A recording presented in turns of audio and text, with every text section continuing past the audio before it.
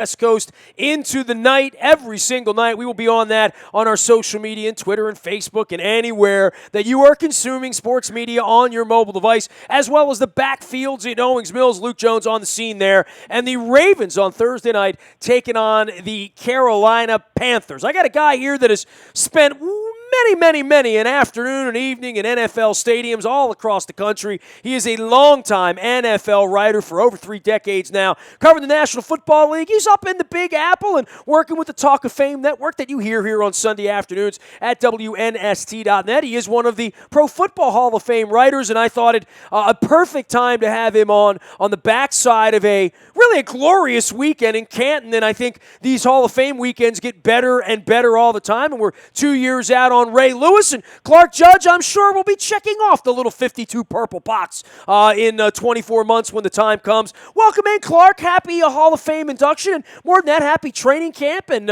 happy beginning of the football season to you. It's a good time to talk football now, isn't it?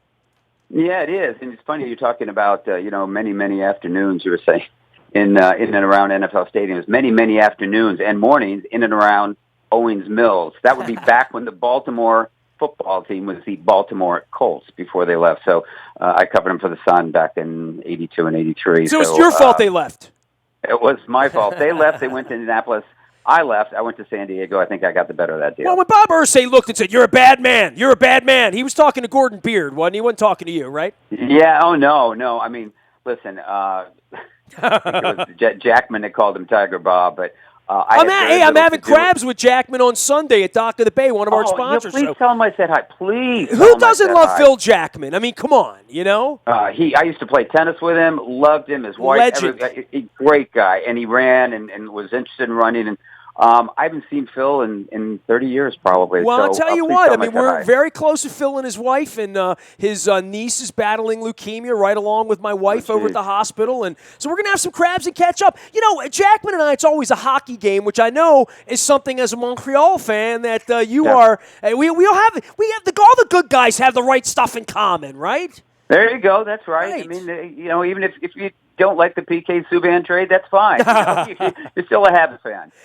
I'm always a Habs fan. I know you're not. You're a hockey fan, and that's good because I love talking to you about hockey. Well, they beat us too often. That's the problem. And with the Caps, I haven't talked to Trotz since the season ended. It's sort of out of sight, out of mind for now. But I'm into football right now, and really. Yeah. Haven't gone out to Owings Mills a couple of times this week. Haven't gone to practices down at the stadium a couple of times this week already. We haven't played the first preseason game. But there's something about the Hall of Fame weekend that, honestly, Clark, on Saturday night, I had the Orioles in Chicago, the first place Orioles, by the way. I got to point that out. So I watched 2 innings of that. I run over to the stadium with my wife. Flacco's throwing passes. We're talking to Eric Weddle. I'm taking selfies with Ben Wallace. The fireworks are going off. It ends. I run home. I put 2 more innings of the Oriole game on, like the 8th and 9th inning. I get home in time to see that. And then I hit my Twitter for the first time in 3 hours, and I realized Tony Dungy just spoke, and I'm like, oh my God, I forgot about the Hall of Fame speeches. I saw the whole Brett Favre thing, all 36 and a half minutes of it. These speeches get better and better. I think the evening gets better and better. I've only been to it one time when Ogden was there 3 years ago, and it was a little warm. It's always a little warm. But I can tell from the guys like you that now have Twitter and access and the legends that are around, I probably should get out there every year because it's starting to feel more and more like I should have been out there this weekend. It would have been fun, Nestor, I think that's right because what they've done is they've taken what I thought was an event that was noteworthy but wasn't promoted well enough. It wasn't marketed well enough so that you'd look at and go, Hall of Fame weekend, nah, I'm watching the Orioles. And me, I'm watching the Yankees. You got to care about the players, right? I mean, you got to be, that's right. And the stories do need to be compelling. I mean, if you put it on and it sucks, it's like a bad political speech. Just turn it off, I cared about them, but then I went, it's just not run the right way. I didn't feel it was run the right way. And lately, what they've done is they're expanding this complex in this Hall of Fame village. They're going to put in this multi-million-dollar hotel. It's going to be like Disney World, right? Literally. It's going to be like Disney World, except for one difference. It's in Canton. But the stadium is being reconfigured. You saw that last night. The stadium's in the midst of a huge renovation, and it's beautiful. And the hall itself has expanded, and it's beautiful also. Now I look at it, what they've created is, sit down because I'm not going too far with this in terms of the comparison, but it's sort of a mini Super Bowl weekend. Now, no, people are going to say, you're comparing it to Super Bowl. No, I'm not. Well, they're doing that at the draft too, though, right? I mean, what they do is they take all of the games, all of the fun, all the concessions, all of the brand, all the videos, I mean, all of that, and plop it down, and they are creating more little mini events that didn't exist 15 years ago in the eyes of anyone, maybe even including Tagliabue or even Pete Rozelle himself, right? But they've made this a 4-day experience now. On Thursday night, the Gold Jacket Dinner, which really is good when you bring all these Hall of Famers back. On Friday night, they've got a concert. Last year it was Aerosmith. This time it was Tim McGraw. So they've got a concert in the stadium. They have 22,000 people that show up for that. On Saturday, you have the induction, and on Sunday you have the game. So it's a 4-day experience, and there are thousands of people. And I looked at this and thought, they finally got it. They really have got it. This thing is going to catch fire. And the more this place improves, the more people come in here, and it's going to be a mini Super Bowl experience. But again, as I said, the Super Bowls are in places like San Diego, New Orleans, Miami, and especially in the middle of the winter. This is along, an interstate highway in the middle of Ohio. That hurts it. But the experience, as you mentioned, with the players and the coaches, that helps it. When you see these guys and you're around them, and I see people, listen, when I went back to the DeBartolo party on Friday night, I saw guys I hadn't seen in 20 years. I covered that team. I can tell your joy. I mean, I was the reason I called you is, I follow you on Twitter, and I saw the stuff you were tweeting out, and you're not a selfie tweeter in the way that I am with a radio show. You're more of a writer, more reserved. I'm out selling my product, right? I mean, I am my product. For you to be taking pictures like that, I thought, man, Clark is having a good time, and he's having fun being a voter for the Pro Football Hall of Fame, of which you're immensely qualified, and we talk about this all the time. And I'm one of those guys that's sort of down the pecking order of maybe one day I'll get asked to be one of the voters from Baltimore. I've certainly been covering the team for 21 years now. I've written books, more books than anybody else has written on the Ravens. So maybe I get tapped on the shoulder. And I always said to my wife, I don't know if I really want to. I mean, it would be an incredible honor, right, to do it. But I see what you guys go through, all of you, from Balzer and Peter King, and the people I've been friends with for all these years. I feel like there's a little bit of a pain in the ass factor involved with it. But if the payoff is you get to go to August and go to Canton and feel a part of it, and feel like the angst that you put in and the time you put in and the candidates you want and don't want and all that stuff, that there is a little mini party every year that makes you feel like, well, it's worth it, and maybe you feel that way. Yeah, the payoff to me, Nestor, is you made a difference. I remember the first time I did this, and I came out of that room on Saturday, the day before the Super Bowl, and said, I just made a difference in someone's life. I cast a vote that got this guy into the Hall of Fame. I presented somebody 2 years ago. I presented Ron Wolf. Now, anyone could present Ron Wolf, he probably would have gotten in, but I did that. I presented to the board. He got in, and I thought, part of me felt really good about that because I felt like I shared in his candidacy. And I didn't know Ron before I went in, but I got to know Ron during the research for this and talking to him about it, and felt really good about it. And I've gotten pretty close to him since then. You feel as if you actually make an impact, whereas when you're a writer, or, maybe when you're doing radio, I mean, I certainly felt this way when I was writing. I felt like I was writing stories, and the impact would be someone say, that was a great story, that was fine. But then you move to the next day, and it's another time, and here you're actually making a difference in lives. When you see the reaction of these guys, listen, I mean, Ray Guy is a good example. A couple of years ago, we put him in. I never understood why I wasn't in.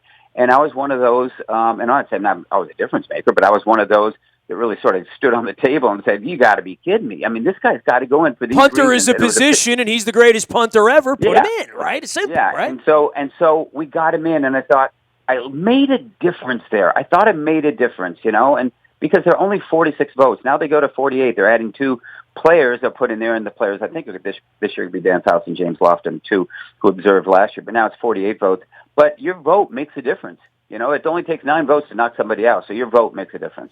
Clark Judge is here. You can follow his journey out on Twitter at ClarkJudgeTOF. He is a Hall of Fame writer, and for the Pro Football Hall of Fame and for the weekend, Look, man, we're all looking forward to Ray Lewis, right? Like, I don't even know who's in the pipeline next year. You know more about that than I do, and I'll let you speak to the future. But I had 20 emails over the weekend asking if I was doing a trip for Ray Lewis, if they could sign up now, right? I mean, 2 years out, I'm like, man, relax a little bit. I have a feeling, 104 weekends from now, we will be talking about Ray Lewis in the Hall of Fame, and the Ravens will play in that game, and, we'll have 30,000. But it was a Green Bay, it was a cheese weekend, and I know Kevin Green straddled some Steelers, and Tony Dungy brought some Colts and some other stuff. But, it was a lot of it was a lot of Favre, and I thought from the speech standpoint of the weekend, I think that part's getting better, and it really does come with these sort of iconic players and more than that, iconoclastic personalities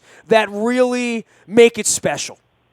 Yeah, I agree. Favre knocked his speech out of the park. I mean, he talked for 36 and a half minutes, which is way too long. And it felt like 12, by the way. It didn't feel like 36. Exactly, because you left that, and I said, I'll take another 36 and a half of that. That's one of the greatest speeches I've ever heard. He was emotional. It was a poignant speech. It was comical at times, but in the end, it was memorable. I will never forget that as long as I live. And to hear what he said, and I followed it through his career. I've gotten to know him some, not greatly, but gotten to know him some.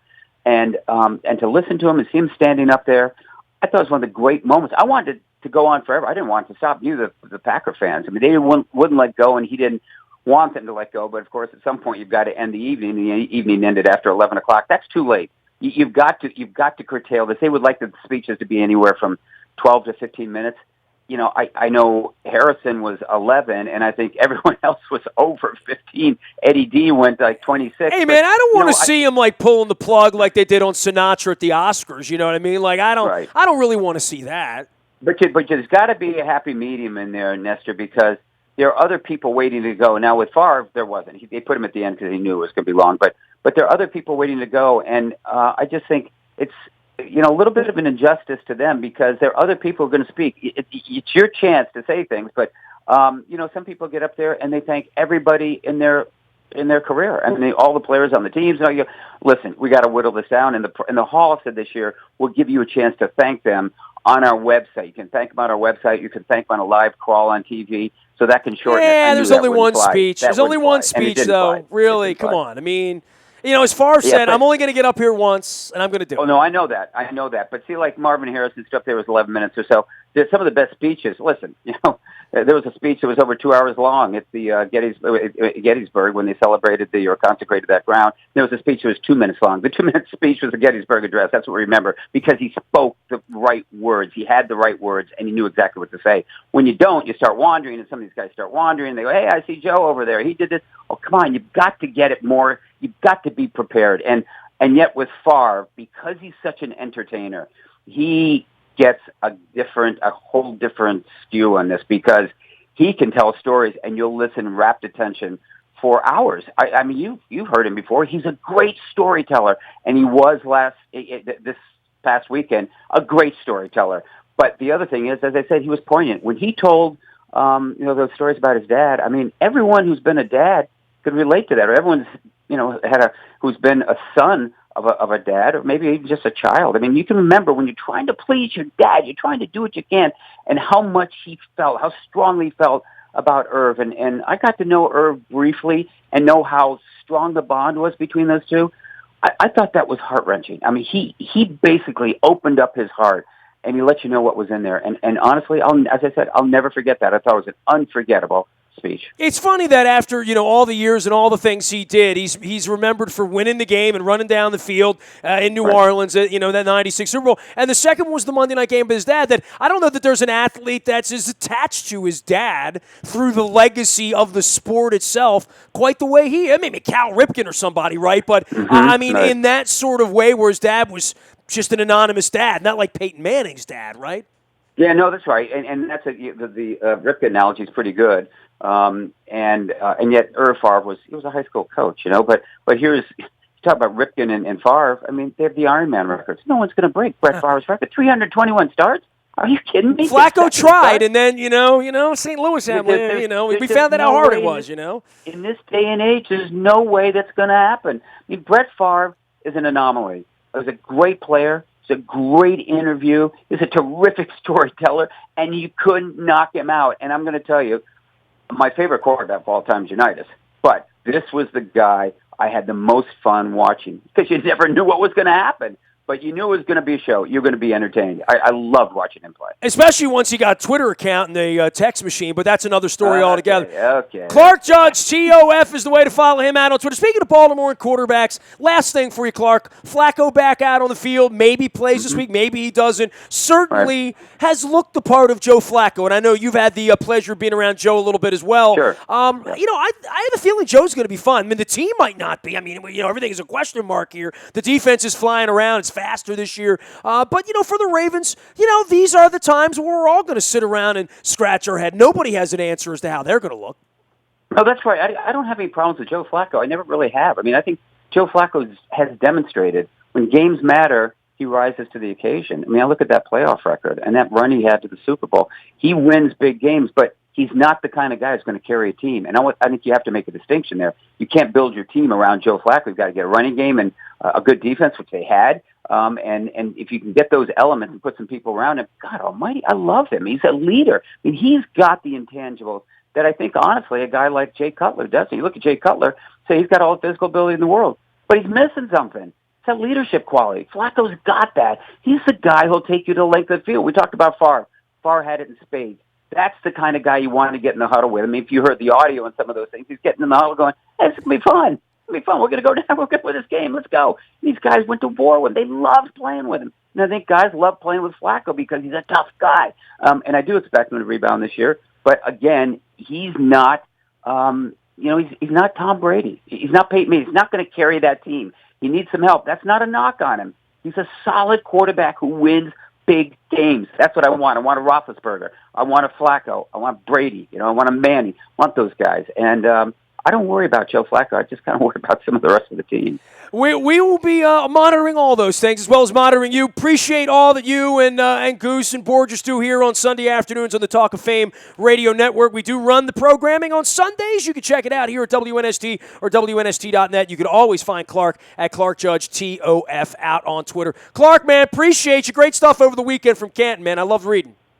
Thanks, Nestor. And we're always Jen Strong on our network. Thank you. Appreciate that, man. She's doing better. And, hey, we're going to have a little surprise for you right around August 30th, so keep your eyes on social media. We're going to have a special visit with the guy who saved her life a couple of times. So terrific. There you go. We'll see you later in the month. Give her my best. You got it, bud. There he goes, Clark Judge, one of the good dudes, former Baltimore scribe at Clark Judge TOF out on Twitter. Don't forget, head coach Brian Billick joins us on Tuesday night at Greenmount Station in Hampstead for crab cakes, football conversation, Hall of Fame conversation. He is Coach Billick out on Twitter, and we do it all on behalf of the Living Classrooms Foundation, and we will be swabbing at Greenmount Station along with some crab cakes and some beer. I'm Nestor. This is WNST.net, AM 1570, and WNST Towson, Baltimore, and we never stop talking Baltimore sports.